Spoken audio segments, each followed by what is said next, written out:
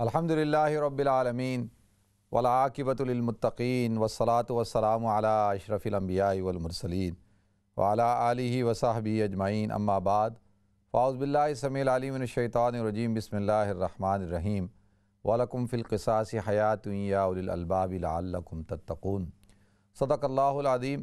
اللہم صلی علی محمد وعلی آل محمد کما صلیت علی ابراہیم وعلی آل ابراہیم انک حمید مجید۔ اللہم بارک علی محمد وعلی آل محمد کما بارکت علی ابراہیم وعلی آل ابراہیم انک حمید مجید۔ رب اشرح لی صدری ویسر لی امری واحلل عقدۃ من لسانی یفقہوا قولی۔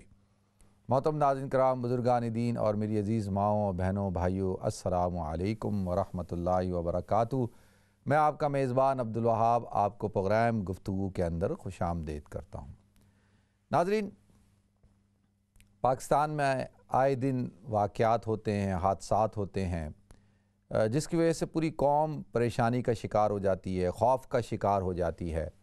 ناظرین، پچھلے دنوں جو واقعہ پیش آیا لاہور میں موٹر وے کے اوپر کہ ایک خاتون کے ساتھ زیادتی کی گئی، اس کے بچوں کے سامنے ایک ماں کی عزت کو، اس کی آبرو کو داغدار کیا گیا، یہ ایک ایسا واقعہ تھا کہ جس نے پوری پاکستان کی قوم، بلکہ میں یہ سمجھتا ہوں کہ پاکستانی پوری دنیا میں جہاں جہاں رہتے ہیں ان سب کو اضطراب کا شکار کر دیا۔ سارے کے سارے پریشان ہو گئے اور پریشانی کی بات بھی تھی۔ ناظرین، اس قسم کے واقعات جو ہوتے ہیں ان کی وجوہات کیا ہیں؟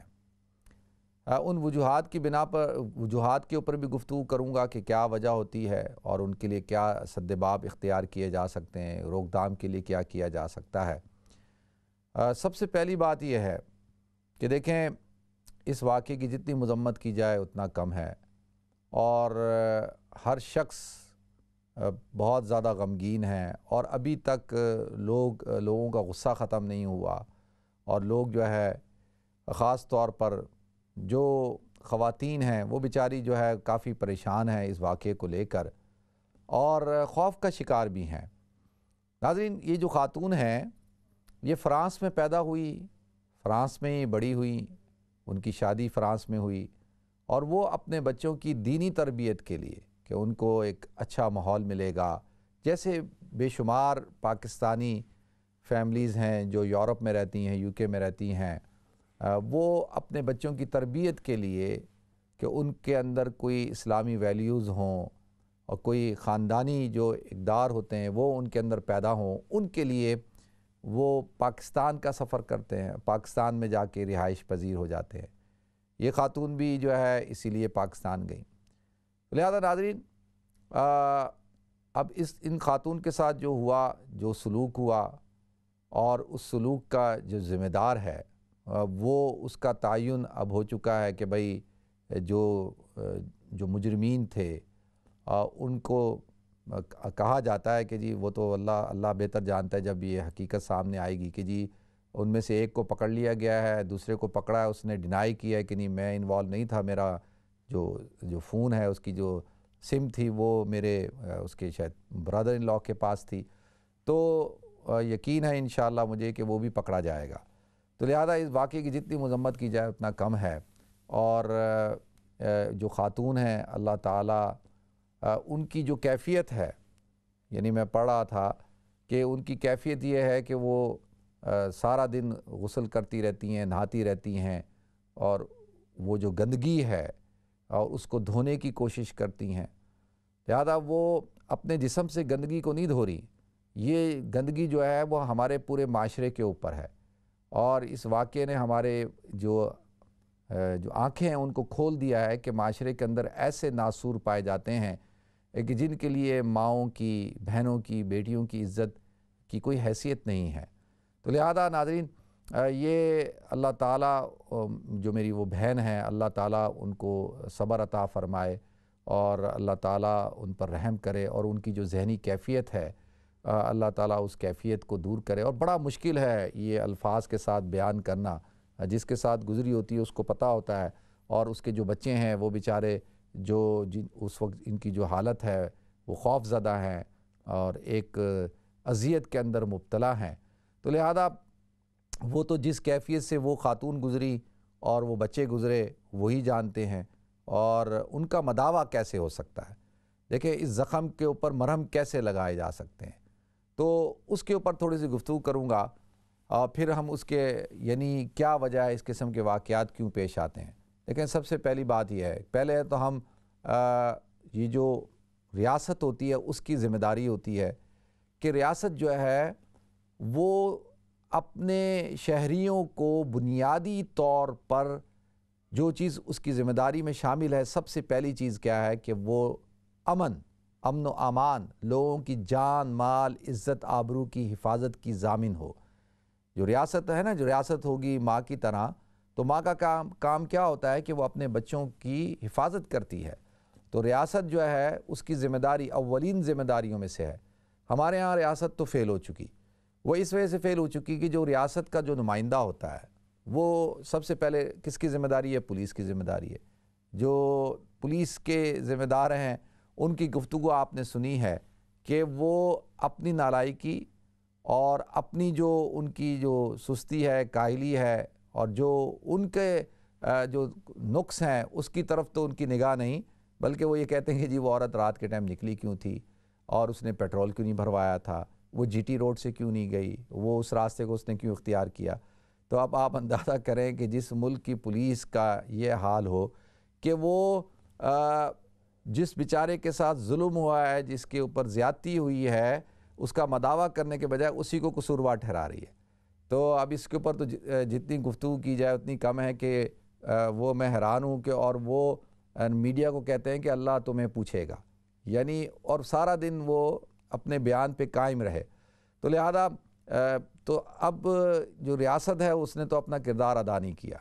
دیکھیں اگر اس سے پہلے ریاست اپنا کردار ادا کرتی اور جتنے بھی ریپسٹ ہیں، جتنے بھی مجرم ہیں، ڈاکو ہیں، چور ہیں، جو بیلوں پہ چھوٹ چکے ہیں، ضمانتوں پہ چھٹے ہوئے ہیں، ان کو اگر سزائیں دے دی جاتی اور ان کے خلاف صحیح ٹھوس ثبوت مہیا کیے جاتے اور ان کو سزائیں ہوتی تو اس قسم کے واقعات نہیں ہوتے. اور اس پر ہمارے جو عدلیہ ہے اس کے اوپر بھی بڑا سوالیہ نشان ہے کہ یہ جو ان میں سے جو ایک شخص ہے وہ اس نے کچھ عرصے پہلے ایک گھر میں ڈاکہ ڈالتے وقت اس گھر کے جو شوہر تھا، مرد تھا، اس کو رسیوں سے باندھ کر قید کیا اور اسی کے سامنے اس کی بیوی اور بیٹی کا ریپ کیا تھا، اور اس کی وجہ سے ضمانت پہ یہ چھوٹا ہوا ہے. اب سوال یہ اٹھتا ہے کہ کیا ریپسٹ کو اور جو اس قسم کے جرائم کے اندر ملوث ہوں کیا ان کی ضمانت ہونی چاہیے، اور ان کی ضمانت کیوں کی گئی؟ اور پھر وہ انہیں دباؤ ڈال کر لوگوں سے صلح کروا لیتے ہیں. تو یہ کیا ایسے معاملات کے اندر صلح کرنے کی اجازت ہے؟ اگر کوئی صلح کر بھی لے تو کیا ریاست کو یہ حق نہیں پہنچتا کہ اس صلح کو تسلیم نہ کرے؟ کیونکہ وہ ہمارے ہاں تو کیا ہوتا ہے، دباؤ ڈالتے ہیں، طاقت کے زور کے اوپر، خوف کے ذریعے سے لوگوں کو مجبور کر لیا جاتا ہے. تو لہذا یہ تو سوالیہ نشان ہے ہماری عدلیہ کے اوپر بھی کہ دیکھیں پچھلے دنوں میں ضمناً عرض کر رہا ہوں کہ ایک خاتون تھیں ایکٹر، وہ آج سے 9 سال پہلے ایئرپورٹ پہ 2 شراب کی بوتلیں ان کے پاس سے ملی اور ان کے اوپر مقدمہ بنا. 9 سال تک وہ مقدمہ چلتا رہا. 9 سال بعد ان کو باعزت بری کر دیا گیا. اب سوال یہ اٹھتا ہے کہ 9 سال تک اگر تو وہ خاتون یعنی انہوں بے گناہ تھیں تو 9 سال تک وہ جس اذیت سے گزریں اس کا کون حساب دے گا؟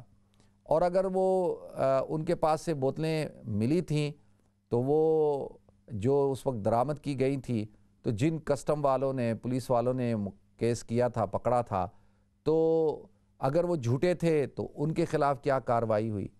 اور اگر وہ سچے تھے تو کیا وہ سارے شواہد کہاں چلے گئے؟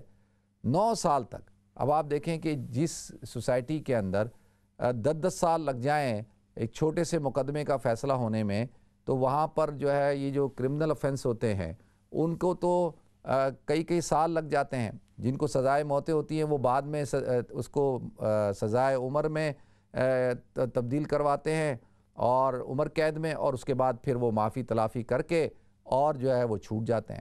تو لہذا ہماری جو عدلیہ ہے اس کے اوپر بھی سوال اٹھتا ہے کہ بھئی وہ کدھر ہیں، وہ کیوں نہیں انصاف کرتی؟ باتیں تو دیکھیں ہمارے چیف جسٹس جتنے بھی ہیں وہ ماشاءاللہ ان کی اگر آپ تقریریں سنیں تو وہ تو اتنے زبردست انٹلیکچل لوگ ہیں کہ آدمی حیران ہو جاتا ہے۔ اس لیے تو جب وہ ڈیم کا مسئلہ کھڑا ہوا تھا، ہمارے ایک چیف جسٹس صاحب تھے، وہ ڈیم بنانے کے لیے نکلے تھے، اور میں اسی پروگرام میں نے کہا کہ بھئی چیف جسٹس کا کام یہ نہیں ہے کہ وہ ڈیم بنائے، ڈیم بنانا تو حکومتوں کا کام ہے، چیف جسٹس کا کام یہ ہے کہ وہ اس کے جو عدلیہ کا جو ادارہ ہے اس کو ٹھیک کرے۔ وہاں پر جو یہ کیس پینڈنگ میں ہے، جو بیچارے غریبوں کے ساتھ جو سلوک ہو رہا ہے، جو غریب آدمی ہے، جو مجبور ہے، جس کا کوئی تعلق والا نہیں ہے، جو یعنی کوئی رشتہ دار اور کوئی دوست اور کوئی تعلق والے جو ہے وہ طاقتور نہیں ہے، ان کے ساتھ جو سلوک ہوتا ہے۔ دیکھیں پچھلے دنوں ایک لڑکا اور لڑکی نے پسند کی شادی کی، اور لڑکی کے والدین نے کیس کر دیا اور وہ ان کو اٹھا لیا پولیس نے۔ اب وہ جب اس کا مقدمہ چلا تو جج نے لڑکی سے پوچھا کہ بھئی تم نے کس کے ساتھ جانا ہے، اپنے والدین کے ساتھ جانا ہے یا شوہر کے ساتھ جانا ہے؟ تو اس نے کہا جی مجھے اپنے شوہر کے ساتھ جانا ہے۔ اس نے کہا یہ وہ چیمبر میں بلایا اس لڑکی کو، اور چیمبر میں بلایا اور جج صاحب نے جو ہے وہ اس بچی کا ریپ کر دیا۔ اب آپ مجھے بتائیں وہ جج صاحب جو ہے وہ ان کی بیل ہو گئی۔ اب آپ یہاں جن ملکوں میں جج ریپسٹ ہوں، جہاں پہ پولیس والوں سے لوگ خوف کھاتے ہوں، جہاں پر جو ادارے آپ کی حفاظت کے ضامن ہیں انہی سے لوگ خوف زدہ ہو جاتے ہوں، تو بتائیں پھر وہاں پہ کیا سلوک ہوتا ہوگا عام شہری کے ساتھ جو بیچارہ غریب ہے، جس کا کوئی تعلق دار نہیں ہے۔ تو لہذا یہ تو سوال اٹھتا ہے کہ ہماری عدلیہ کے اوپر بھی، پولیس کے محکمے کے اوپر بھی، اور اس ساری ذمہ داری ریاست کی ہوتی ہے۔ ریاست اس میں جو ہے اولین ذمہ دار ہے۔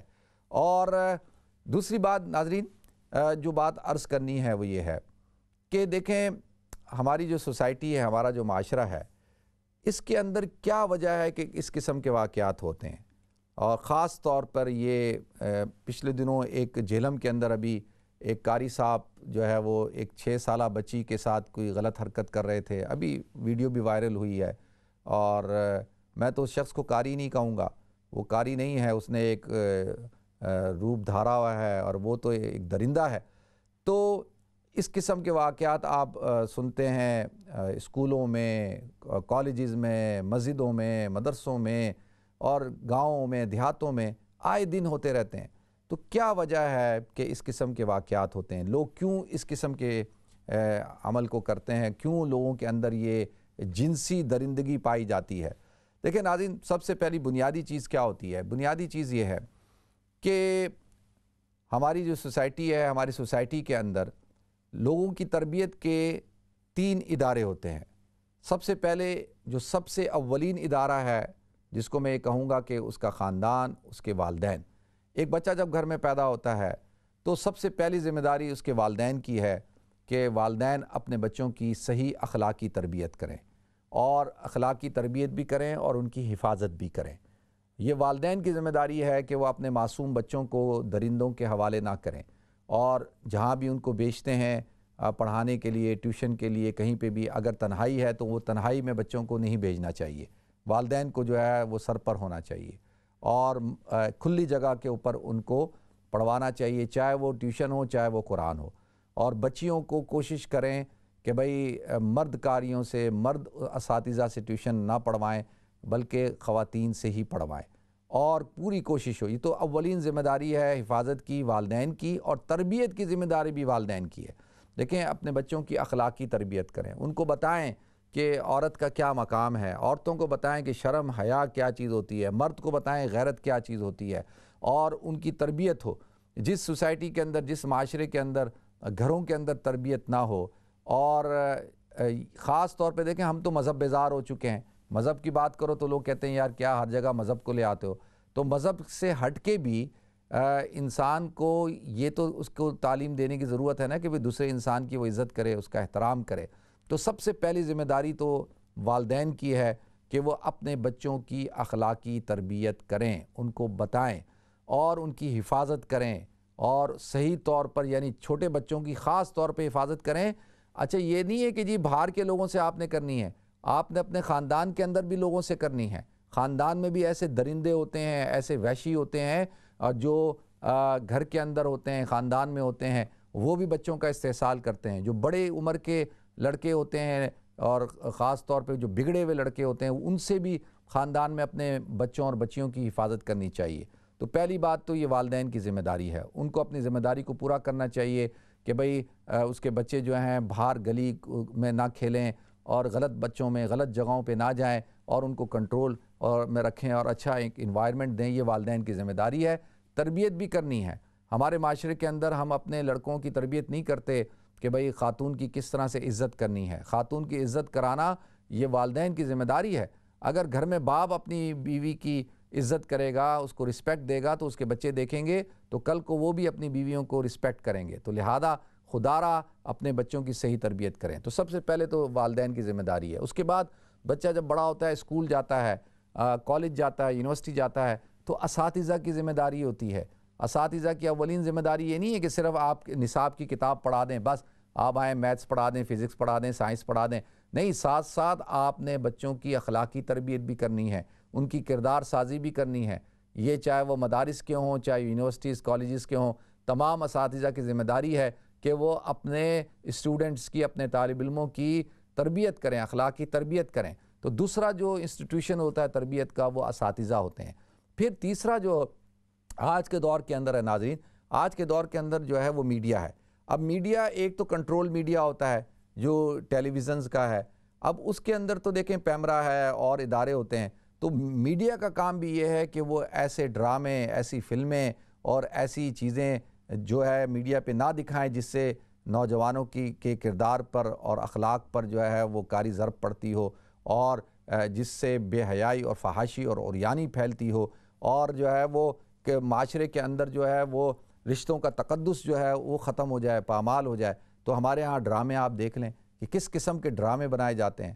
ہمارے ہاں ایک بہت بڑا ایکٹر ہے اور وہ کہتا ہے کہ جی میں تو دوسری عورتوں کے ساتھ فلرٹ کرتا ہوں، اور میں تو دوسری عورتوں کے ساتھ تو کوئی کسی کو فرق ہی نہیں پڑتا، اس کی عزت کو کوئی فرق نہیں پڑتا۔ ایک خاتون ہے، وہ کہتی ہیں کہ جی ایک بڑی عمر کا ایکٹر اس کے ساتھ والد کا کردار ادا کر رہا ہے، میں بار بار اس سے گلے ملنے کا یہ جو ری ٹیک کرواتی ہوں، یہ جو سین ہے، تاکہ میں زیادہ سے زیادہ اس کے سینے لگ سکوں۔ یہ کیا بکواس ہے اور کس قسم کا یہ ہم نے معاشرہ تشکیل دیا۔ تو میڈیا کا بھی ایک بڑا کردار ہے جو میڈیا اس کو ادا نہیں کر رہا۔ اس میں بہت بڑی ذمہ داری ہے میڈیا کی۔ دیکھیں آپ فلموں کے اندر، ڈراموں کے اندر آپ عجیب عجیب قسم کے سین دکھائیں گے، ریپ کو ایسے معمولی بتائیں گے، تو پھر وہ معاشرے میں لوگ سمجھیں گے کہ اس کی کوئی بات ہی نہیں ہے، چلو جی یہ جرم کرو، کیونکہ وہ دیکھتے ہیں۔ اسی طرح سے آپ دیکھیں فلموں کے اندر اور جو تھیٹر ڈرامے ہیں، ان تھیٹر ڈراموں کے اندر کیا ہو رہا ہے۔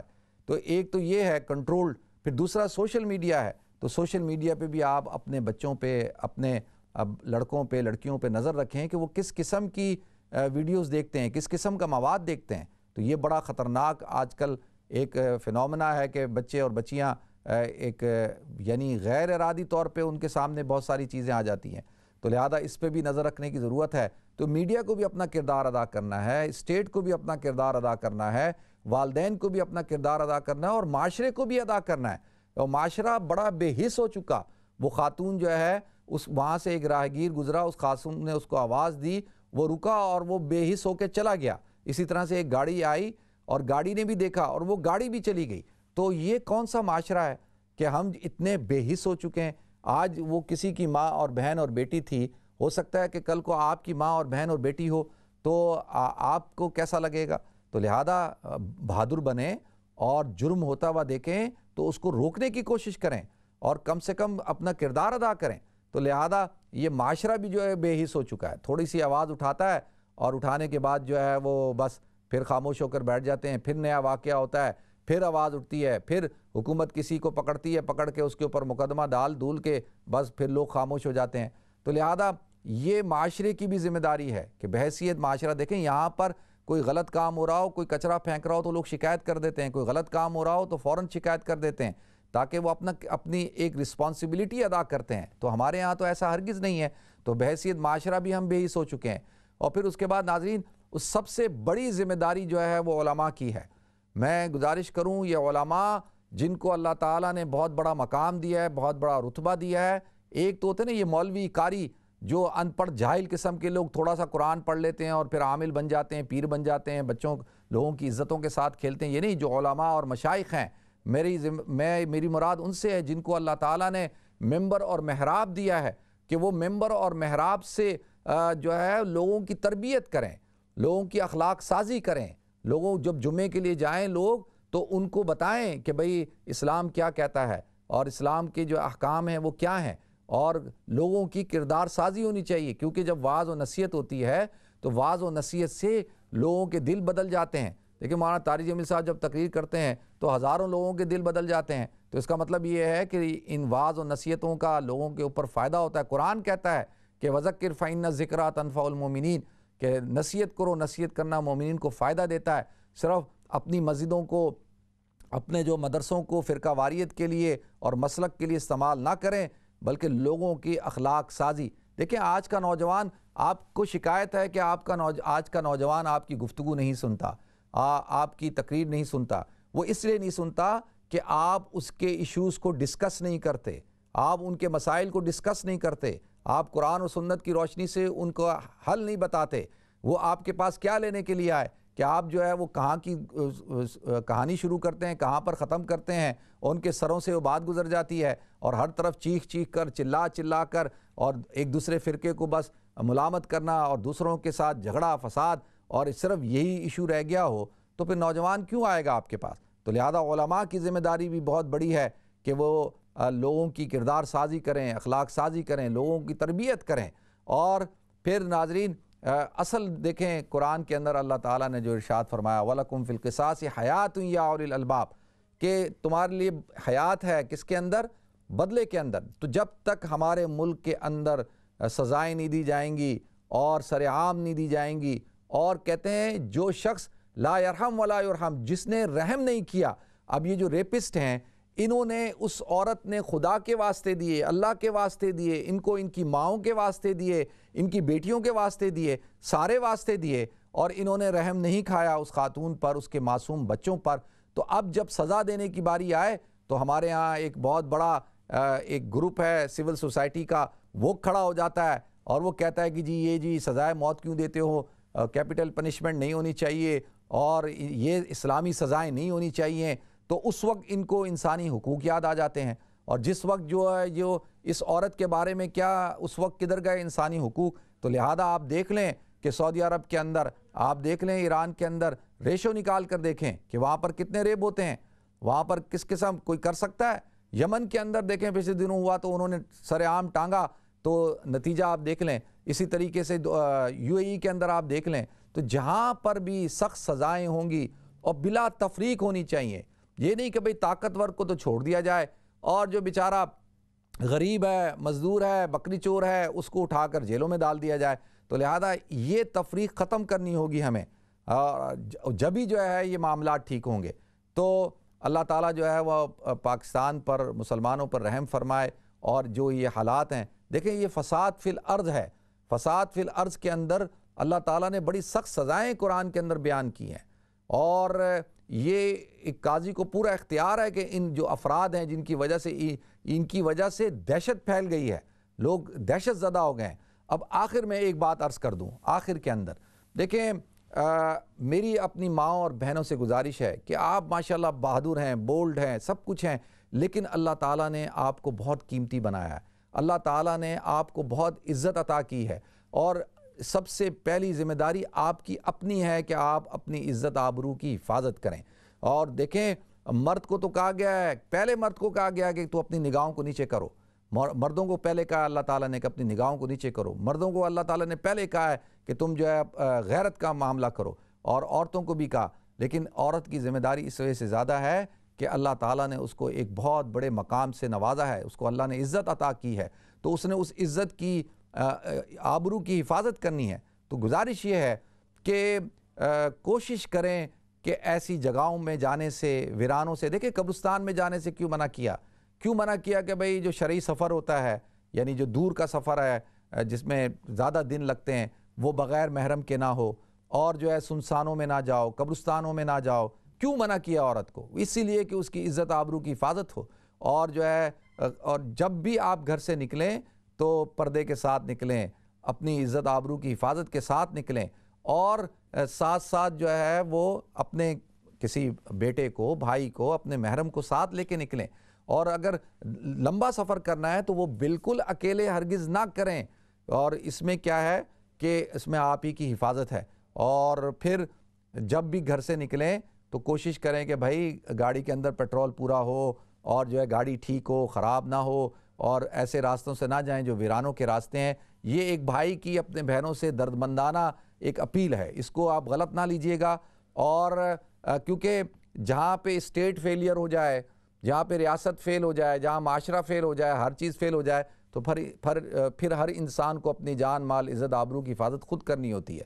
اللہ تعالیٰ مجھے آپ کو، ہم سب کو عمل کرنے کی توفیق عطا فرمائے، اور اللہ تعالیٰ ہماری ماؤں، بہنوں، بھائیوں، بچوں کی، سب کی عزت آبرو کی حفاظت فرمائے۔ وآخر دعوانا الحمدللہ رب العالمین۔ ناظرین، ہمیں بریک کی طرف جانا ہے، انشاءاللہ بریک کے بعد حاضر ہوتے ہیں۔ السلام علیکم ورحمۃ اللہ وبرکاتہ۔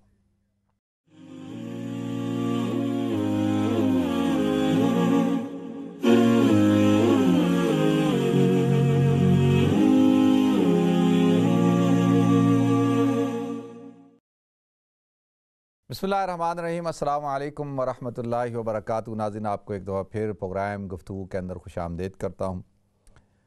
ناظرین، ماشاءاللہ اللہ تعالیٰ کا فضل و احسان کہ اللہ تعالیٰ نے ہمیں تھوڑے سے اچھے دن اور عطا کیے۔ سمر ماشاءاللہ، گرمی آج بھی بڑی اچھی گرمی پڑ رہی ہے، ویکینڈ بھی بہت اچھا تھا، اور یہ پورا ویک اسی طرح سے موسم اچھا رہے گا۔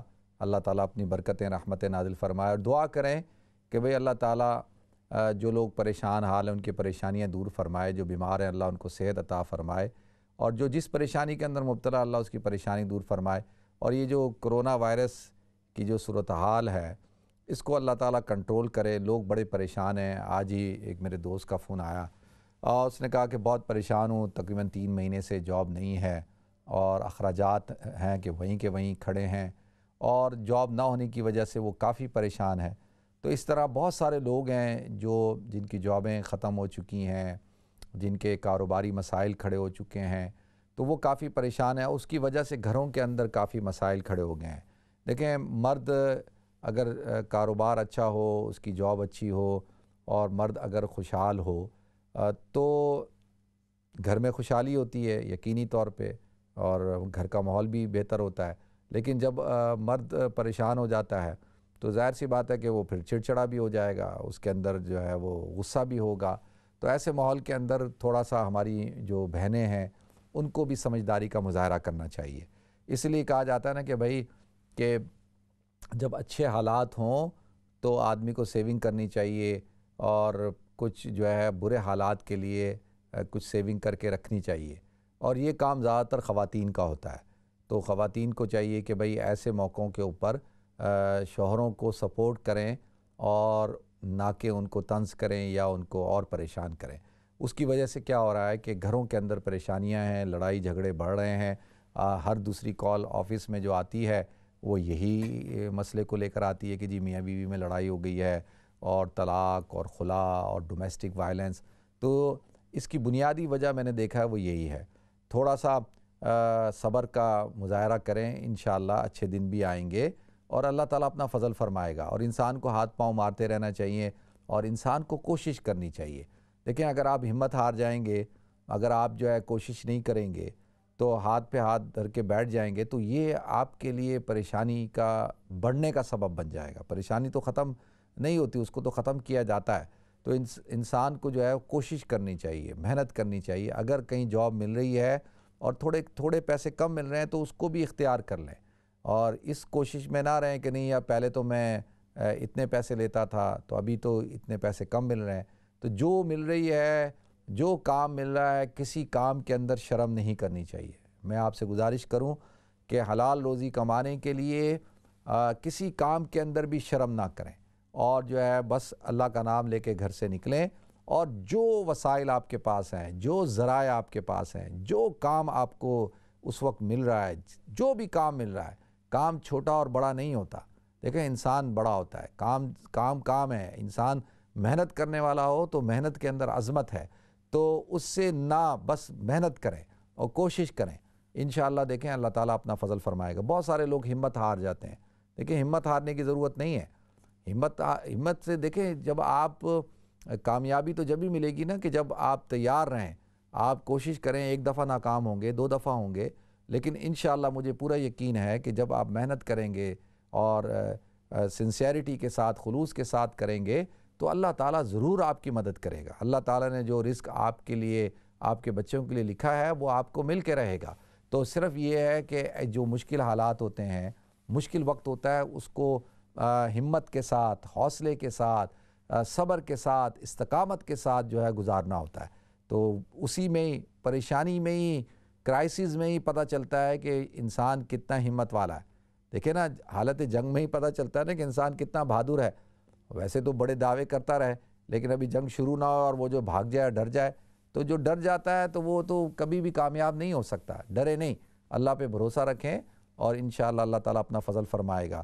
اسی طریقے سے جو حضرات بیمار ہیں، تو بیماری بھی اللہ کی طرف سے ہے اور صحت بھی اللہ کی طرف سے ہے، تو اللہ پہ پورا یقین رکھیں، بھروسہ رکھیں، انشاءاللہ اللہ تعالیٰ ہر مشکل کے بعد اللہ تعالیٰ آسانی لے کے آتے ہیں۔ تو یہ وقت میں بیماری ہے، انشاءاللہ اللہ تعالیٰ صحت عطا فرمائیں گے، اللہ اپنا فضل فرمائے گا۔ تو دیکھتے ہیں ہمارا سا کالر کون ہے۔ السلام علیکم۔ السلام علیکم۔ وعلیکم السلام۔ جی جی میں مانچسٹر سے بول رہی ہوں۔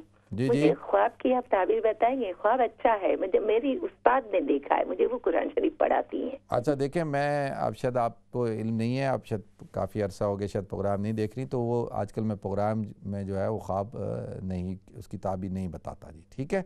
اللہ آپ کو برکت عطا فرمائے جی۔ بہت شکریہ آپ کی کال کا، جزاکم اللہ۔ نیکسٹ کال لیتے ہیں۔ السلام علیکم۔ السلام علیکم بھائی۔ وعلیکم السلام ورحمۃ اللہ وبرکاتہ۔ بھائی بس میں نے یہ پوچھنا تھا کہ ہلو جی جی میں سن رہا ہوں جی، میں نے یہ پوچھنا تھا کہ ابھی ریسنٹلی 2 مہینے ہو کے میری امی کا انتقال ہوا ہے، اللہ ان کی مغفرت فرمائے جی۔ بس مجھے یہ پوچھنا تھا کہ مجھے معلوم پڑا کہ جو روح ہوتی ہے وہ قیامت تک برزخ میں جاتی ہے، ٹھیک ہے ٹھیک ہے، اور یہ بھی کہ سننے میں آیا ہے کہ ہر جمعرات کو جو روحیں ہوتی ہیں اپنے گھروں پہ جاتی ہیں، تو ابھی مجھے یہ معلوم کرنا پڑ رہا، یہ مجھے معلوم کرنا چاہتی ہوں کہ واقعی ہی ہر جمعرات تک جو روحیں اپنے گھر جاتی ہیں ہر جمعرات کو، اور اگر ہم مرنے کے بعد ہم لوگ برزخ میں جاتے ہیں تو پھر اس کے لیے ہمیں کیا دعا مانگنی چاہیے؟ جیسے ہم لوگ تو مانگتے ہیں نا ہمارے ماں باپ کو جنت الفردوس میں جگہ دے، قبر کے عذاب سے بچائے، تو برزخ کے لیے کیا دعا؟ چلیں ٹھیک ہے۔ سب سے پہلے تو اللہ تعالیٰ آپ کی والدہ کی مغفرت فرمائے جی، اللہ ان کو جنت الفردوس کے اعلیٰ مراتب عطا فرمائے، اور اللہ تعالیٰ آپ سب کو صبر جمیل عطا فرمائے، ٹھیک ہے جی۔ میں جواب دیتا ہوں، بہت شکریہ۔ اچھا دیکھیں، ایک تو سب سے پہلی بات تو یہ ہے کہ یہ جو کانسیپٹ ہے نا کہ روحیں واپس آتی ہیں جمعرات کے دن گھروں میں آتی ہیں، یہ اس کا اسلام سے کوئی لینا دینا نہیں ہے۔ پہلی بات اس لیے کہ اس بات کو سمجھنے کی ضرورت ہے، وہ یہ کہ جب انسان کا انتقال ہو جاتا ہے تو عالم آخرت کی جو پہلی منزل ہے وہ قبر ہے، اور قبر کی جو زندگی ہے حشر کے میدان تک جب اللہ تعالیٰ دوبارہ اٹھائیں گے، وہ کہتے ہیں نا ثم نفخ فیہ اخری فاذا ھم قیام ینظرون، تو جب سور پھونکا جائے گا تو دوبارہ جو ہے وہ اپنی قبروں سے کھڑے ہوں گے، اٹھیں گے، تو اور جو قبر سے یعنی قبر سے لے کے یوم یبعثون تک کی جو زندگی ہے اس کو برزخ کہا جاتا ہے، وَمِن وَرَائِهِمْ بَرْزَخٌ إِلَىٰ يَوْمِ يُبْعَثُونَ، تو یہ جو زندگی ہے اس کو برزخ کہا جاتا ہے، اور اس کی جو پہلی منزل ہے وہ قبر ہے، ٹھیک ہے۔ قبر کے اندر انسان کے جسم کو رکھ دیا جاتا ہے اور اس کی روح جو ہے وہ عالم برزخ میں چلی جاتی ہے۔ اگر نیک لوگ ہوں تو ان کی روحوں کو اعلیٰ علیین میں رکھا جاتا ہے، اور جو گناہگار ہوتے ہیں ان کی روحوں کو سجین میں قید کر دیا جاتا ہے، ٹھیک ہے جی۔ اور روح کا تعلق اللہ تعالیٰ جسم کے ساتھ قائم کر دیتے ہیں، جیسے کہ سورج تو آسمانوں پہ ہوتا ہے لیکن اس کی تپش جو ہے وہ زمین پر محسوس ہوتی ہے، زمین پہ تو، لیکن کوئی یہ کہتا ہے کہ سورج زمین پہ اترا ہے، نہیں، سورج آسمان پہ ہی ہے۔ اسی طرح سے جو روح ہے وہ برزخ کے اندر ہے، اور اس کا ایک لنک جو ہے قبر میں اس کے جسم کے ساتھ ہوتا ہے، اور پھر جو ہمارے نزدیک جب عذاب قبر ہے وہ جسم کو ہوتا ہے، جسم مع روح دونوں کو ہوتا ہے۔ اچھا وہ عالم جو غیب ہے اس کا تو ہمیں یعنی جو احادیث کے اندر بتایا گیا ہے اتنا ہی پتہ ہے، اس لیے تو اللہ کے رسول صلی اللہ علیہ وسلم نے ارشاد فرمایا کہ اگر میں تمہیں سنوا دوں عذاب قبر کو تو تم لوگ اپنے مردوں کو دفنانا چھوڑ دو. تو لہذا وہاں یہ نہیں کہا دکھا دوں، کیونکہ غیب کا معاملہ ہے. جو چیز غیب سے نکل کے حاضر میں آ جائے گی تو وہ غیب تو رہے گی نہیں. تو ھدی للمتقین الذین یؤمنون بالغیب، کہ قرآن میں کیا فرمایا کہ وہ جو غیب کے اوپر ایمان رکھتے ہیں، وبالآخرۃ ھم یوقنون، جو آخرت کے اوپر یقین رکھتے ہیں، تو وہ تو غیب کا معاملہ ہے. تو اب نیک آدمی ہوتا ہے تو اس کی قبر کو کشادہ کر دیا جاتا ہے، جنت کی کھڑکیوں کو کھول دیا جاتا ہے، جہاں تک نظر جاتی ہے وہاں تک وسیع کر دیا جاتا ہے. اور القبر روضۃ من ریاض الجنہ، قبر جنت کے باغوں میں سے ایک باغ اس کے لیے بنا دی جاتی ہے. ٹھیک ہے، آخری فیصلہ، انتہائی فیصلہ تو حشر کے میدان میں ہوگا، لیکن اگر کوئی جنتی ہے تو اس کے ساتھ روح نکالنے سے لے کے جنت میں داخلے تک وہی معاملات کیے جاتے ہیں، اس کا وہی پروٹوکول ہوتا ہے. ٹھیک ہے، یہ ایسے ہی ہے جیسے آپ بزنس کلاس کا ٹکٹ خریدتے ہیں، لیکن بیٹھتے تو جہاز میں بعد میں، لیکن پہلے آپ بزنس کلاس کا لاؤنج یوز کرتے ہیں، آپ کو سارا پروٹوکول ملتا ہے، آپ کسی قسم کی کوئی کیو نہیں ہے، آپ چیک ان کے لیے الگ کاؤنٹر ہوتا ہے. تو کیونکہ وہ پروٹوکول شروع ہو گیا. اسی طرح جنتی کا پروٹوکول موت کے ساتھ ہی شروع ہو جاتا ہے. اسی طرح سے ان کو پھر اعلی علیین میں رکھا جاتا ہے، اور ان کے ساتھ وہاں پہ بھی جو جنتیوں والا معاملہ ہے وہ کیا جاتا ہے. اسی طرح سے اگر کوئی شخص گناہ گار ہو تو اس کی قبر کو جہنم کے گھڑوں میں سے ایک گھڑا بنا دیا جاتا ہے، اور قبر کو جو ہے اس طرح سے بھیج دیا جاتا ہے آپس میں، اس کی پسلیاں ایک دوسرے سے مل جاتی ہیں، اور اس کو عذاب دیا جاتا ہے. النار یعرضون علیہا غدوا وعشیا، قرآن میں ہے کہ صبح اور شام ان پر آگ کا عذاب پیش کیا جاتا ہے، اور قبر کے اندر ہی ان کے لیے جہنم کی کھڑکیوں کو کھول دیا جاتا ہے، اور ان کے ساتھ جہنمیوں جیسا سلوک ہوتا ہے. ٹھیک ہے، اور ان کو سجین، ان کی روحوں کو سجین کے اندر قید کر دیا جاتا ہے. تو لہذا ناظرین، جو تو اب روح جو ہے جب ایک دفعہ چلی گئی تو اب وہ یہ جو روحوں کا دوبارہ آنا اور اس طرح، یہ مسلمانوں کا نظریہ نہیں ہے، یہ خاص طور پر ہندوؤں کا نظریہ ہے. اور جمعرات کے دن آنا، یہ بات ٹھیک نہیں ہے، کسی احادیث سے تو یہ بات ثابت نہیں ہے. تو اللہ تعالیٰ مجھے بھی توفیق عطا فرمائے، آپ کو بھی توفیق عطا فرمائے. بس والدین کے لیے دعا کریں، دعائے مغفرت، اور ان کو صدقہ کریں ان کی طرف سے، اور اصال ثواب کریں. ٹھیک ہے جی، نیکسٹ کال لیتے ہیں. السلام علیکم. جی وعلیکم السلام مفتی صاحب. وہ سب میں نے پوچھنا تھا، میرے کان میں درد رہتا ہے کہ جب مسح کرتے ہیں کان میں انگلی ڈالنا ضروری ہے؟ نہیں، فرض ہے یا سنت ہے؟ نہیں، یہ تو سنت ہے، ضروری تو نہیں ہے. سنت ہے. ہاں، اگر بیماری ہے تو ضروری نہیں ہے. بیماری میرے کان میں نا وہ درد، تو دوائی ڈال دو. ہاں، تو آپ کے لیے تو وہ سنت آپ نہ عمل کریں، کوئی وہ نہیں ہے، کوئی اس سے کوئی فرق پانی نہیں. پہ چلا جاتا اس سے پھر اور زخم. نہیں، اس کے آپ کے لیے اجازت ہے حضرت. ٹھیک ہے، شرعی طور پہ کوئی وہ اس کے لیے کوئی ضرورت نہیں ہے اس کی. ٹھیک ہے، بہت شکریہ آپ کی کال کا، جزاکم اللہ. نیکسٹ کال لیتے ہیں. السلام علیکم. وعلیکم السلام ورحمۃ اللہ وبرکاتہ.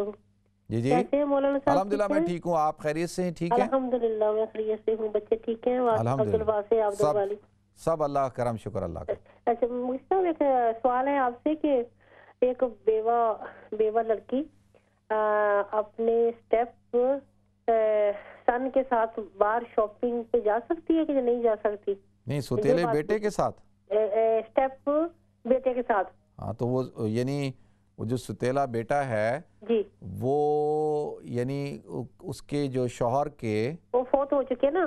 ہاں، اس شوہر کا پہلا بیٹا تھا نا، وہ لڑکی کی دوسری شادی تھی نا. ہاں، وہ فوت ہو گئے تو اس کا پہلا جو بیٹا ہے وہ اس کے ساتھ کہیں شاپنگ پہ یا کوئی بچہ بیمار ہو گیا باہر ہاسپٹل میں. اچھا، وہ دیکھیں جب ایک مرد کی کسی ایک عورت سے شادی ہو جاتی ہے تو اس عورت کے بچے اور اس مرد کے بچے آپس میں ان کا بہن بھائی کا رشتہ قائم ہو جاتا ہے. ٹھیک ہے، اور جو اس عورت کے بچے ہوتے ہیں وہ اس مرد کے لیے محرم ہو جاتے ہیں، یعنی نکاح کے طور پہ، یعنی اس کی بیٹی اس کے لیے حرام ہو جاتی ہے. اسی طرح اس کا جو لڑکا ہوتا ہے وہ بھی اس عورت کے لیے محرم ہو جاتا ہے، اس کا نکاح اس سے حرام ہو جاتا ہے ہمیشہ کے لیے. ٹھیک ہے، تو اب اس وجہ سے ان کی جو حرمت ہے وہ یعنی اب یہ محرم ہے، اور محرم کے ساتھ تو نکاح ہو نہیں سکتا، تو لہذا یہ عورت اس بچے کے ساتھ جو ہے جہاں جانا چاہے جا سکتی ہے، اور یہ اس کا بیٹا ہے. ٹھیک ہے، شرعی طور پر. ٹھیک ہے جی، نیکسٹ کال لیتے ہیں. السلام علیکم. وعلیکم السلام ورحمۃ اللہ وبرکاتہ. جی جی مفتی صاحب آپ کیسے ہیں؟ الحمدللہ میں ٹھیک ہوں، اللہ کا کرم. اللہ. تو آپ کے بھائی کیسے ہیں اب؟ ان کا بس علاج ہو رہا ہے ابھی، تو کیموتھیراپی ہو رہی ہے. دعا کریں اللہ ان کو صحت عطا اللہ ان کو فرمائے. صحت دے. بس یہ تھوڑا دعا کریں جس عورت کے ساتھ ظلم ہوا اللہ اس کی مدد کرے، اور ہمارے ملک پاکستان میں ایسی کرائم ساری دنیا سے اللہ یہ ختم کرے بس. ہاں یہ جو ہے نا یہ بڑا ظلم ہے. بڑا ظلم ہے، بڑا ثانیہ ہے، دیکھ کے بڑا. اس میں ایک بات یہ بھی اللہ اس کی مدد کرے، لیکن ہم تھوڑا سا اس بات پہ بھی، عورت نے ویسے بھی عورت کو اکیلے نکلنے سے اللہ نے منع کیا ہے نا گھر سے. اچھا دیکھیں، اب تو وہ مظلوم ہے، ابھی ہم نے اس کو تو قصوروار نہیں ٹھہرانا نا، ہم نے اس خاتون کو قصوروار نہیں ٹھہرانا کیونکہ وہ مظلوم ہے. اس عورت کے ساتھ ظلم ہوا ہے، اس کے ساتھ ریاست کو کھڑا ہونا ہے، اس کے ساتھ اس کے گھر والوں کو کھڑا ہونا ہے، اس کے شوہر کو کھڑا ہونا ہے، اس کے عزیز و قارب کو. ابھی اصل امتحان تو اس کے رشتہ داروں کا ہے، اس کے سسرالی رشتہ داروں کا ہے، اس کے گھر والوں کا ہے، اس کے شوہر کا ہے، کہ اب وہ اس خاتون کے ساتھ کیا رویہ اپناتا ہے اور وہ معاشرہ اس کے ساتھ کیا رویہ اپناتا ہے. دیکھیں وہ عورت مظلوم ہے، اور اب اگر یہ کہنا ہے کہ جی رات کو کیوں نکلی، میں اگر آپ کو بتاؤں کہ آپ حیران ہو جائیں گے کہ ہمارا جو معاشرے کا جو المیہ ہے وہ کیا ہے. دیکھیں وہ خاتون، اس کا جو میاں تھا اس کو یہ بات پسند نہیں تھی کہ وہ خاتون جو ہے اس کی والدہ رہتی تھی لاہور میں، اور اس کا جو گھر تھا اپنا وہ گجرانوالہ میں تھا. اب وہ اس کے میاں کو یہ بات پسند نہیں تھی کہ یہ خاتون اپنی والدہ سے ملنے کے لیے جائے. اب یہ خاتون اپنی والدہ سے ملنے کے لیے گئی، شاپنگ کی. اب وہ اس کی والدہ کہہ بھی رہی ہیں اس کو کہ تم رات رک جاؤ، تو وہ یہ کہتی ہے کہ میرے شوہر کو اگر پتہ لگا تو وہ کیا کرے گا، برا مانے گا. اور تو یہ جو رویہ ہے نا، یہ جو مائنڈ سیٹ ہے، اس کو تبدیل کرنے کی ضرورت ہے. یہ جو رویہ ہم تبدیل نہیں کر رہے نا، کہ کیوں برا لگے گا بھائی شوہر کو، کہ اگر وہ عورت اپنی ماں کے گھر میں رہ جاتی ہے تو بھئی تمہیں کیا پرابلم ہے. دیکھیں نا، یعنی عورتوں کو انڈر پریشر رکھنا کہ ساس سے نہیں ملنا، اپنے بھائیوں سے نہیں ملنا، اپنے ادھر گھر پہ نہیں جانا، اور اتنے دنوں بعد جانا ہے، اتنے دنوں بعد نہیں جانا، یہ جو چیزیں ہیں نا، ان چیزوں نے بھی بڑا بگاڑ پیدا کیا ہے. تو لہذا آپ اگر اس کا بھی قصور ہے کہ ایسے جو مرد حضرات ہیں ان کا بھی قصور ہے، اور ان خواتین کا بھی. دیکھیں خواتین کا ایک بڑا مسئلہ ہوتا ہے. دیکھیں شادی شروع ہوتی ہے، شروع میں تو چلو ماں باپ یاد آتے ہیں، بالکل آنے چاہیے بھائی، ماں باپ ہیں، بہن بھائی ہیں، اس کا اپنا گھر تھا، وہ چھوڑ کے آپ کے گھر میں آ گئی ہے، تو اس وقت میں سمجھداری کا مظاہرہ کریں.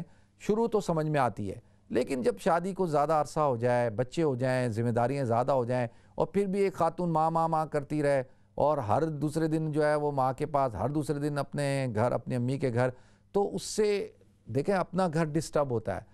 تو تھوڑا سا بیلنس کرنے کی ضرورت ہے. جب تک ہم یہ بیلنس نہیں کریں گے، اپنی شرعی ذمہ داریوں کو، اپنی اخلاقی ذمہ داریوں کو نہیں سمجھیں گے، اس وقت تک اس قسم کے واقعات ہوتے رہیں گے. تو دیکھتے ہیں ہمارے ساتھ نیکسٹ کالر کون ہے. السلام علیکم. السلام علیکم. وعلیکم جی جی فرمائیں. السلام علیکم. وعلیکم السلام ورحمۃ اللہ وبرکاتہ. جی قاری صاحب، مجھے یہ سوال کرنا ہے آپ سے. آپ کی پروگرام سے بہت سارے اضافہ ہوتا ہے ہمارے علم میں. جی کہ یہ جو دنیا کی زندگی ہم گزار رہے ہیں، آیا جو اگلی زندگی ہوگی، موت کے بعد نئی زندگی ہوگی، کیا اس میں یہ ہمارے جو رشتے ہیں، ہماری اولاد ہے، ہمارے ماں باپ ہیں، بہن بھائی ہیں، رشتے دار ہیں، یہ ان سے بھی ملاقات ہوگی؟ چلیں ٹھیک ہے، میں بتاتا ہوں. ٹھیک ہے، بہت شکریہ. نیکسٹ کال لیتے ہیں. السلام علیکم. السلام علیکم بھائی، میرا ایک سوال ہے کہ اس لیے دوبارہ میں کال پہ آئی ہوں. جو میری امی کے ہم جاتے ہیں نا، میری امی کے قبر پہ، تو کسی نے کہا ہے کہ عورتیں نہیں جا سکتی ہیں. تو میں جب بھی جاتی ہوں تو تقریباً یاسین شریف اور سورہ ملک امی کی قبر پہ جا کے پڑھتی ہوں. تو یہ بھی کسی نے کہا کہ عورتوں کو نہیں جانا چاہیے قبرستان. چلیں ٹھیک ہے، میں بتاتا ہوں. اور دوسرا ایک اور بھائی. جی بس میں نے یہ بولنا تھا، یہ شکر الحمدللہ کہ ابھی تو اس عورت کو کہنے کہ اس کو رات کو کیوں نکلا، یہ ہے جو معصوم بچے ہیں وہ ان کے ساتھ بھی تو زیادتیاں ہو رہی ہے نا، تو ان کو تو نہیں روک سکتے بچوں کو. بہت یعنی یہ ہمارے ہاں معصوم بچوں کے ساتھ، بچیوں کے ساتھ، یہ معاشرہ جو ہے نا، اس معاشرے کے اندر جب تک جزا اور سزا کا نظام نہیں ہوگا نا، دیکھیں میری بہن، جب تک سزا نہیں دی جائے گی. اب ضیاء الحق کا نام لیتا ہوں تو ہمارا ایک بہت بڑا طبقہ ہے جو غصہ ہو جاتا ہے، جی آپ نے ڈکٹیٹر کا نام لے دیا. اور بھائی ضیاء الحق کو میں اس کو جسٹیفائی نہیں کرتا اس نے ڈکٹیٹرشپ جو اس نے مارشاء اللہ لگایا تھا، کیونکہ میں تو مارشاء اللہ کو سپورٹ نہیں کرتا ہمیشہ سے، لیکن میں یہ کہتا ہوں کہ اس کے دور کے اندر لاہور کے اندر ایک بچہ اغوا ہوا اور اس بچے کو جو اغوا کار تھے انہوں نے قتل کر دیا اور ریپ کیا. تو یہ خبر جب ضیاء الحق کو پہنچی تو اس نے فوراً کہا کہ جی یہ جو مارشل لا ایڈمنسٹریٹر تھے ان کو کہا کہ اس کو پکڑو، یہ کون ہے. تو بڑی تحقیق ہوئی، تحقیق کرنے کے بعد پتہ چلا کہ جی وہ اس کا ڈرائیور جو تھا ان کا وہ انوالو تھا اور جو ہے اس کے ساتھی انوالو تھے. تو 3 لوگوں کو سرعام پھانسی دی گئی، 2 کو سزائے موت دی گئی. تو آتا ہے کہ جتنے دور تک وہ رہے نا ضیاء الحق صاحب تو یہ ریپ ویپ ذرا کم ہو گئے تھے، بچوں کے ساتھ جو ہے زیادتی جو ہے وہ کم ہو گئی تھی. تو لہذا میں جو عرض کر رہا ہوں تو جب تک آپ سزا نہیں دیں گے اور مجرمین کو، ہمارے ملک کے اندر کیا ہے، جرم کرو چھوٹ جاؤ، پولیس انوالو ہے، لوگ انوالو ہیں، وہاں پہ جو یہ جگہ ہے وہاں پہ ڈیرے ہیں مفروروں کے، بدماشوں کے. اور آج کل کے دور کے اندر سوشل میڈیا، ٹک ٹاک پہ، فیس بک پہ دیکھیں بدماش باقاعدہ کلیشن کوفوں کے ساتھ چل رہے ہوتے ہیں، ویڈیو بنا رہے ہوتے ہیں. تو کیا پولیس کو نظر نہیں آ رہا ہوتا؟ تو لہذا جب تک دیکھیں جزا اور سزا کا نظام نہیں ہوگا نا اس وقت تک یہ معاملات ٹھیک نہیں ہو سکتے. 3 مہینے کوئی ریپ ہو جائے، کوئی اس قسم کا واقعہ ہو بچے کے ساتھ، بچی کے ساتھ، 3 مہینے کے اندر اس کا فیصلہ ہونا چاہیے اور کسی مظلوم کو، کسی بے گناہ کو سزا نہیں ملنی چاہیے. ہاں جو گناہگار ہیں ان کو فوراً جو ہے ان کو سزا دی جائے. آپ دیکھیں کس طرح سے سارے واقعات کم ہو جائیں گے، ختم ہو جائیں گے. یہ اللہ کا ایک نظام ہے. اللہ تعالیٰ نے جب قرآن میں کہہ دیا وَلَكُمْ فِي الْقِصَاصِ حَيَاتٌ يَا أُولِي الْأَلْبَابِ کہ بدلے کے اندر، قصاص کے اندر اللہ تعالیٰ کہتے ہیں زندگی ہے، زندگی یا اولی الالباب، اے لوگو عقل مندوں کو کہا یا اولی الالباب کہ قصاص کے اندر حیات ہے. کہ جب آپ کسی کو، قاتل کو سزا دیتے ہیں، ریپس کو سزا دیتے ہیں، ڈاکو کو، چور کو سزا دیتے ہیں تو اس وقت اس کو سزا دیتے ہوئے اس پر رحم کھانے کی ضرورت نہیں ہے، کیونکہ اگر آپ نے اس پر رحم کھا لیا تو پھر کیا ہوگا، معاشرہ تباہ و برباد ہو جائے گا. پھر وہ تو سمجھے گا کہ بھئی ٹھیک ہے جی مجھے تو چھٹی مل گئی ہے، پھر وہ اسی قسم کے کام کرے گا. تو اللہ تعالیٰ جی بچیوں کی، خواتین کی، سب کی حفاظت فرمائے. نیکسٹ کال لیتے ہیں جی. السلام علیکم. السلام علیکم. جی السلام علیکم مولانا صاحب. وعلیکم السلام ورحمۃ اللہ وبرکاتہ. جی ورحمۃ اللہ وبرکاتہ. اس کو بند نہ کرنا. میں یہ پوچھ رہی ہوں کہ کیوں ہمارا قانون اندھا بولا بن گیا ہے؟ کیوں کسی بیٹی کی عزت نہیں، بچے کی عزت نہیں، کچھ نہیں. یہ ابھی تو نہیں شروع ہوا، جب سے ہمارے دوسرے روڈوں کے اوپر ہم کو نگیز بچے ہم پیدا کر رہے ہیں، بچیاں 6 سے 4 سال کی ان کو مار کے کچرے میں پھینک رہے ہیں. بالکل بالکل. یہ آپ، یہی تو میں بھی رو رہا ہوں آنٹی. میں آپ کی کال کیوں کاٹوں گا؟ تو میں بھی یہی تو کہہ رہا ہوں. میں نے تو آپ کو بتایا ہے نا کہ بھئی کیا وجوہات ہیں. نیکسٹ کال لیتے ہیں جی. السلام علیکم. السلام علیکم. وعلیکم السلام. جی بھائی مجھے ایک بات آپ سے پوچھنی تھی، پہلے بھی پوچھی تھی تو اب صحیح جواب نہیں ملا. اچھا. میری ایک جاننے والی تھی، اس نے کمائی کی، سب کچھ کیا، تو میاں نے اس کی کمائی اور سب کچھ اپنا بھی اپنے بہنوں بھانجی کو دے دیا. تو اب وہ کہتے ہیں پاکستان جائیں. انہیں ڈیمینشیا بھی ہے اور بیماری، اب وہ تو انہیں پتہ بھی نہیں کہ پیشابی کریں، یہ کریں وہ کریں، لیکن وہ کہتے ہیں کہ جب کہتے ہیں پاکستان چلیں تو میں کہتی ہوں پاکستان لے جاؤں، تو کہتے ہیں میں پاکستان جا کر تمہیں طلاق دے دوں. تو آپ مجھے بتائیں کہ اس کا کیا حل ہے، کیا مسئلہ؟ میں چاہتی ہوں کچھ جب جائیں ملیں ان سے، لیکن مجھے یہ بھی ڈر ہے کہ میں ساری زندگی سب کچھ کیا، اپنے کمایا، اپنا کھایا. میاں کی صرف عزت کے خاطر رشتہ داری تھی، عزت کے ساتھ رہی کہ تاکہ ماں باپ جب ان کی عزت خراب نہ ہو. تو اب اس حالت میں کیا کروں؟ آپ صحیح، اور انہوں نے ان کی اجازت دے دی، لیکن اب تو مجھے یہ ڈر ہے کہ میں اگر انہیں کے لیے لے جاؤں، لیکن وہ مجھے اگر ایسا ہو جائے تو وہ کیا دے سکتے ہیں؟ اچھا دیکھیں میری بہن، یہ تو اب میں اس پہ کیا آپ کو جواب دوں کہ ایک آدمی جو ہے وہ اس کو یہ اس بات کی تمیز نہیں ہے کہ وہ یہ کہہ رہا ہے کہ جی میں پاکستان لے جا کے طلاق دے دوں گا. اب یہ تو دیکھیں ہمارے تربیت کا فقدان ہے نا. یہی تو میں رو رہا ہوں کہ بھائی کیا ان حضرات کی تربیت نہیں ہوئی ہے؟ کیا ان کے ماں باپ نے تربیت نہیں کی؟ کیا ان بچوں کی تربیت نہیں ہوئی ہے؟ تو تربیت کا فقدان ہے، ہر جگہ تربیت کا فقدان ہے. اللہ تعالیٰ ان کو سمجھ عطا فرمائے. نیکسٹ کال لیتے ہیں. السلام علیکم. ہلو. جی السلام علیکم. ہیلو السلام علیکم. جی مجھے صرف یہ پوچھنا تھا کہ آج کل جو پنسورہ کی کتاب اگر ہم لیتے ہیں یا کوئی صبح اور شام کی دعاؤں کی کتاب لیتے ہیں تو اس میں 7 آیات منجیات کی بھی لکھی ہوئی ہوتی ہیں. تو وہ اس کے بارے میں نے کبھی بھی پہلے سنا نہیں تھا، لیکن اس میں لکھا ہوا ہوتا ہے کہ یہ پڑھنا بہت اچھا ہے. تو مجھے بس صرف یہ پوچھنا تھا کہ یہ ٹھیک ہے یا نہیں. چلیں ٹھیک ہے، بہت شکریہ آپ کی کال کا. 2 منٹ پروگرام کس میں؟ بریک میں. تو ایک تو یہ پہلے سوال یہ پوچھا حضرت نے کہ کیا مرنے کے بعد جو رشتے ہوتے ہیں کیا یہ اسی طرح سے رشتے رہتے ہیں، یہ ہوتا ہے؟ اچھا دیکھیں، پہلے تو ایک بات ہمیں سمجھ لینی چاہیے، وہ یہ ہے کہ یہ جو اللہ تعالیٰ نے یہ جو خاندانی نظام بنایا ہے یہ تو اس دنیا کے لیے بنایا ہے نا، کہ دنیا کے اندر انسان کے والدین ہوتے ہیں، بہن بھائی ہوتے ہیں، عزیز و قارب ہوتے ہیں، اور انسان ایک طرح سے دنیا کے اندر جو رہتا ہے وہ اس کو اپنے رشتہ داروں کی، دوستوں کی، خاندان کی ضرورت بھی ہوتی ہے، اور ان رشتوں کی ضرورت بھی ہوتی ہے. اور غمی میں، خوشی میں، لڑائی میں، جھگڑے میں، 10,000 مسائل میں، رشتوں میں، ان سب چیزوں میں. تو یہ جو چیزیں ہیں یہ تو یہاں دنیا کے لیے ہیں، اللہ تعالیٰ نے دنیا کے اندر نظام رکھا ہے. اب آپ کہیں کہ جی آخرت میں بھی یہی پورا ایک سسٹم ہو اسی طرح سے، تو وہ جو جنت کی زندگی ہے وہ ٹوٹلی ڈیفرنٹ ہے. دیکھیں حشر کے میدان میں تو سارے رشتے ختم ہو جائیں گے نا، وہاں تو صرف آپ کے اپنے اعمال کے ساتھ رشتہ ہوگا. یوم یفر المرء من اخیہ وامہ وابیہ وصاحبتہ وبنیہ، کہ ہر شخص اپنی نفس نفسی کرے گا، اور یوم یفر المرء من اخیہ، جو شخص ہے وہ اپنے بھائی سے، اپنی بیوی سے، اپنے شوہر سے، اپنے بیٹے سے، ہر ایک سے جو ہے وہ اس دن رشتے کو ختم کر رہا ہوگا کہ بھائی میں نہیں جانتا تمہیں، میرے پاس تمہیں دینے کے لیے کچھ نہیں ہے، نہ ماں، نہ بیٹا، نہ کوئی. تو یہ ساری جو چیزیں ہیں، یہ ساری چیزیں جو دنیاوی معاملات ہیں نا، جنت کے اندر اللہ تعالیٰ جنتی زندگی دیں گے، اور اس کے اندر جنت کا وہ جو انشاءاللہ کبھی اس کا تذکرہ ہوگا تو وہ بھی کریں گے. تو ناظرین ہمیں بریک کی طرف جانا ہے، انشاءاللہ بریک کے بعد حاضر ہوتے ہیں. السلام علیکم ورحمۃ اللہ وبرکاتہ.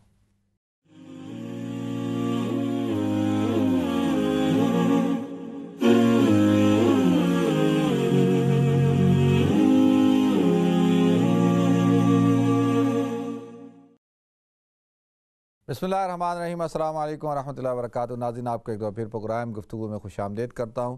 اچھا میری بہن نے سوال پوچھا کہ کیا عورتیں قبرستان جا سکتی ہیں؟ دیکھیں میں اس سوال کا جواب کئی دفعہ دے چکا ہوں کہ عورتوں کے قبرستان جانے پر ممانعت اس وجہ سے ہے کہ وہاں پر اگر وہ شریعت کے خلاف کام کریں، وہاں جا کے رونا دھونا اور گریبان چاک کرنا اور ایسے کام کرنا جو شریعت کے خلاف ہیں، قبروں سے لپٹنا، اس کو چومنا، تو یہ شرعی طور پر جائز نہیں ہے. تو قبرستان آدمی کیوں جاتا ہے؟ 2 وجوہات کی بنا پہ جاتا ہے. ایک تو یہ کہ اپنی قبر آخرت کو یاد کرنے کے لیے کہ بھائی ایک دن ہم نے بھی مر جانا ہے، جیسا کہ حضرت عثمان رضی اللہ تعالیٰ کے بارے میں آتا ہے کہ وہ اکثر قبرستان جایا کرتے تھے، کیونکہ اس سے آخرت کی یاد ہوتی ہے، موت کی یاد دہانی ہوتی ہے، اور انسان آخرت کی تیاری کرتا ہے. اور یہ حدیث میں بھی آتا ہے. اسی لیے اللہ کے رسول صلی اللہ علیہ وسلم نے قبرستان جانے کی اجازت دی، چاہے وہ مرد ہوں یا عورتیں ہوں. اب عورتوں کے حوالے سے یہ ہے کہ اگر وہ شریعت کے خلاف کوئی کام نہ کریں وہاں پہ، ایک بات. دوسری بات یہ ہے کہ اگر وہ وہاں پہ جائیں اپنی قبر آخرت کی تیاری کے لیے، یاد دہانی کے لیے، اور اپنے مرحومین کے فاتحہ کے لیے، ایصال ثواب کے لیے، تو پھر شرعی طور پہ جا سکتی ہیں. لیکن شرط یہ ہے کہ محرم کے ساتھ جائیں، بغیر محرم کے نہ جائیں، اکیلے نہ جائیں، ٹھیک ہے؟ اور اس کی وجوہات میں سے ایک وجہ یہ ہے کہ دیکھیں جو سنسان جگہیں ہوتی ہیں، قبرستان خاص طور پہ، وہاں پر عورت کی عزت آبرو پہ حملہ ہو سکتا ہے. اور عام طور پہ عورتوں کے پاس زیور ہوتا ہے، ان کے پاس جیولری ہوتی ہے، انہوں نے پہنی ہوتی ہے.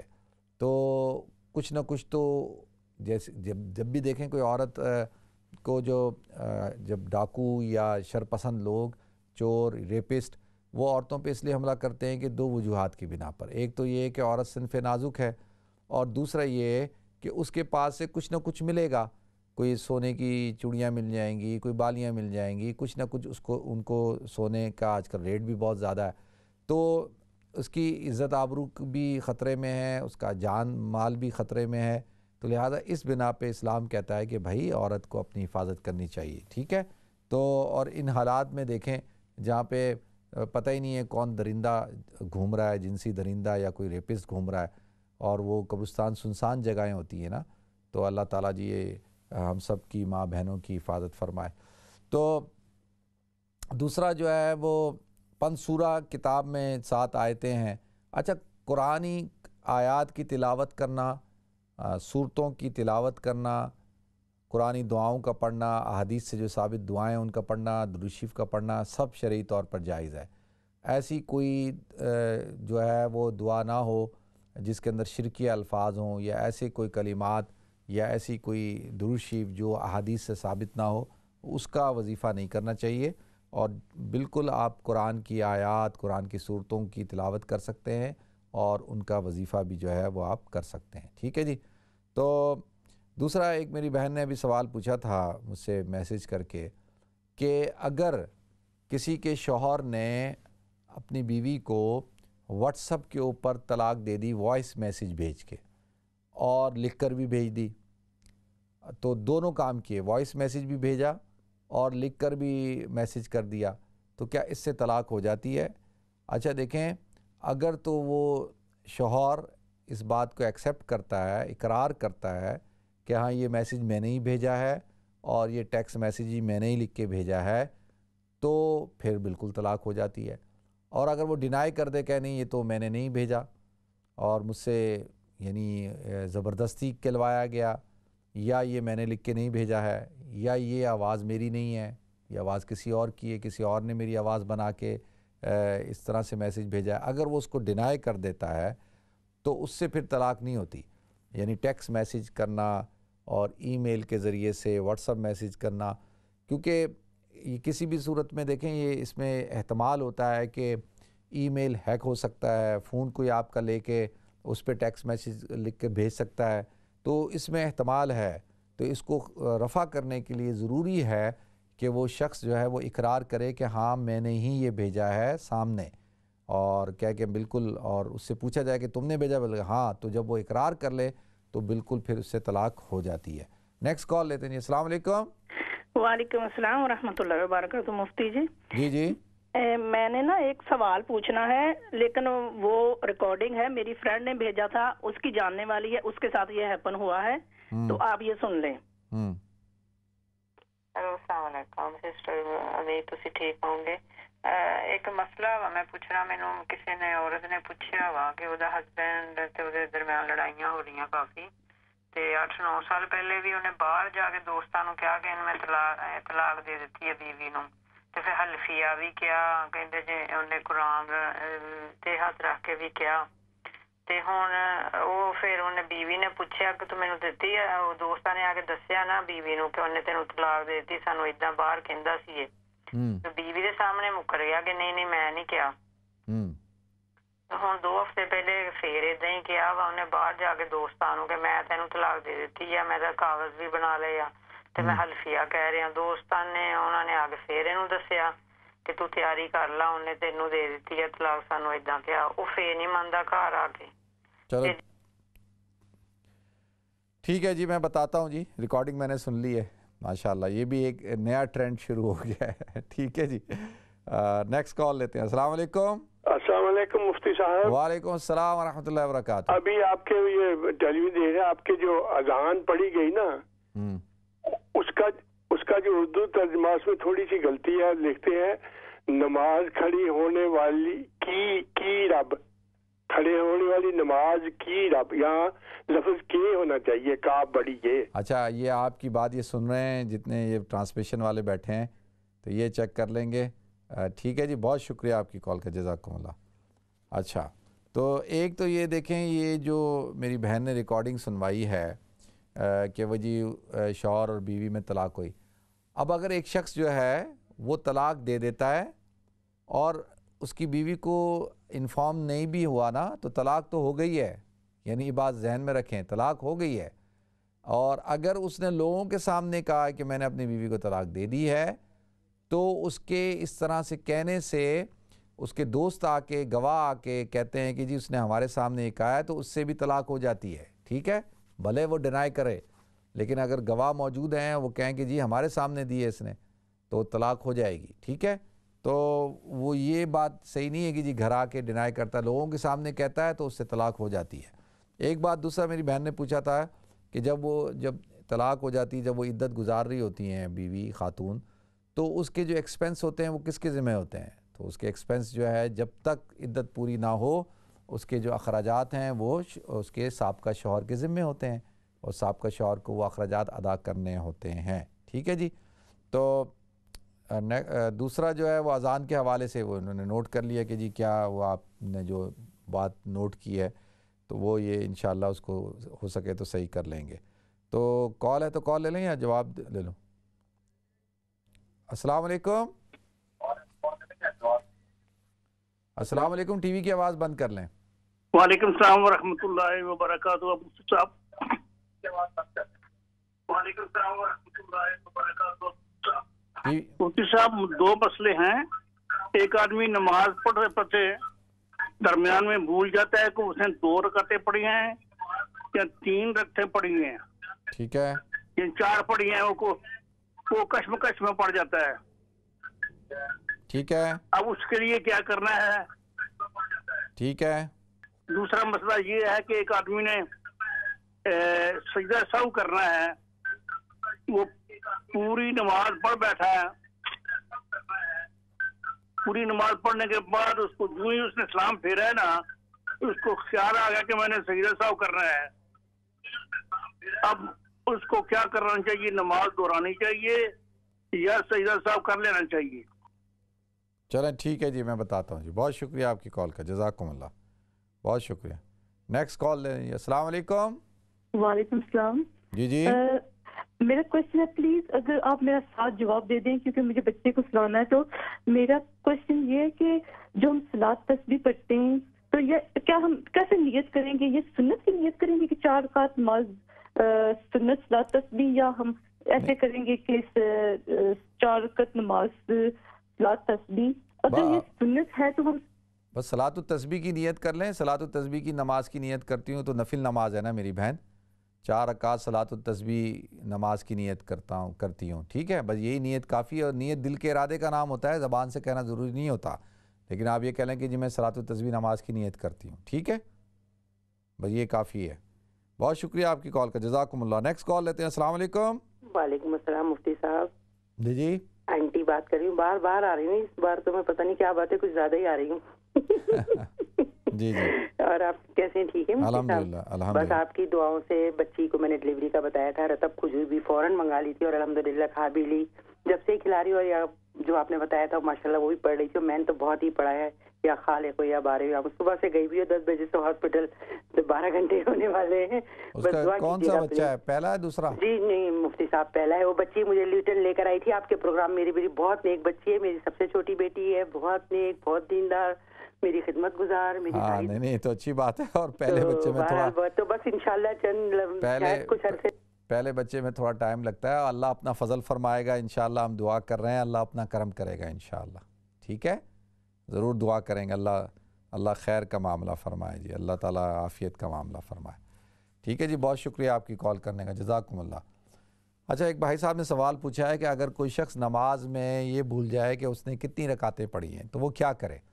دیکھیں، مثال کے طور پہ آپ عصر کی نماز پڑھ رہے تھے، 4 رکعت عصر کی جو نماز ہے اس میں 4 رکعتیں ہوتی ہیں، ٹھیک ہے، آپ نے اب جب 2 رکعتیں پڑھ لی تو اب آپ کو شک ہو رہا ہے کہ آپ نے 2 پڑھی ہیں یا 3 پڑھی ہیں، ٹھیک ہے، اب شک ہو رہا ہے 2 پڑھی یا 3، یقین تو 2 پہ ہے، شک تیسری پہ ہے کہ تیسری پڑھی ہے یا نہیں پڑھی، آپ سمجھ رہے ہیں کہ تیسری پہ شک ہے نا کہ بھئی تیسری پڑھی یا نہیں پڑھی، 2 تو یقینی ہے، تو جس چیز پہ شک ہوتا ہے اس کو چھوڑ دیں، ٹھیک ہے، یقین کس پہ ہے؟ 2 رکعتوں پہ، تو اب آپ سمجھیں کہ جی آپ نے 2 رکعتیں پڑھی ہیں اور 2 رکعتیں اور آپ پڑھ لیں، ٹھیک ہے، اور اگر یہ ایک اس کا اصول ہے، ٹھیک ہے، تو اس طرح سے جو ہے کم جو رکعتیں ہوتی ہیں اس کے اوپر عمل کرتے ہوئے، مثال کے طور پہ اگر یہ شک ہو رہا ہے کہ 1 پڑھی ہے یا 2 پڑھی ہیں، ٹھیک ہے، تو 1 تو یقینی پڑھی ہے، دوسری پہ شک ہو رہا ہے تو سمجھ لیں کہ بھئی یقینی طور پر 1 پڑھی ہے اور اس کے بعد اگر ظہر عصر ہے عشاء ہے تو 3 اور پڑھ لیں، مغرب ہے تو 2 اور پڑھ لیں، اگر فجر ہے تو 1 اور پڑھ لیں، ٹھیک ہے جی۔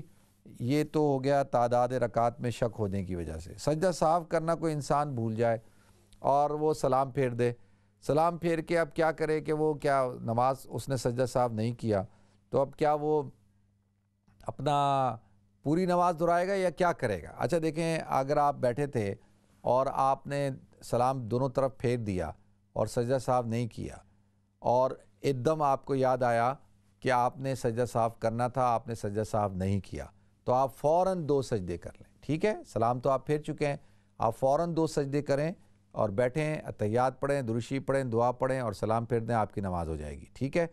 یہ تو اس وقت ہے جب آپ کو فوراً یاد آ جائے، لیکن اگر آدمی اٹھ گیا اور اس نے کوئی بات چیت کر لیا، ایسا کوئی کام کر لیا جو نماز کے خلاف ہے، نماز جس سے فاسد ہو جاتی ہے، تو پھر تو اس کو نماز دہرانی ہوگی، نماز جو ہے وہ پوری پڑھنی ہوگی۔ لیکن اگر اسی وقت اس کو یاد آ جاتا ہے بیٹھے بیٹھے تو پھر جو ہے وہ اس کو اسی وقت سجدہ سہو جو ہے وہ کر لینا چاہیے، ٹھیک ہے جی۔ اللہ تعالیٰ اپنا فضل فرمائے۔ صلاۃ التسبیح کا جواب میں نے دے دیا کہ وہ تو اب صرف آپ نے نیت کرنی ہے، آپ نیت کر لیں کہ میں صلاۃ التسبیح نماز کی نیت کرتا ہوں تو بس یہ کافی ہے، اور اللہ تعالیٰ جو اس بچی کو خیر و عافیت سے فارغ کرے، اور انشاءاللہ ہماری دعائیں ساتھ ہیں، اور انشاءاللہ اللہ اپنا کرم فرمائے گا۔ کال ہے تو کال لیں۔ اچھا بالکل پروگرام کے آخر میں بھی ہیں ہم۔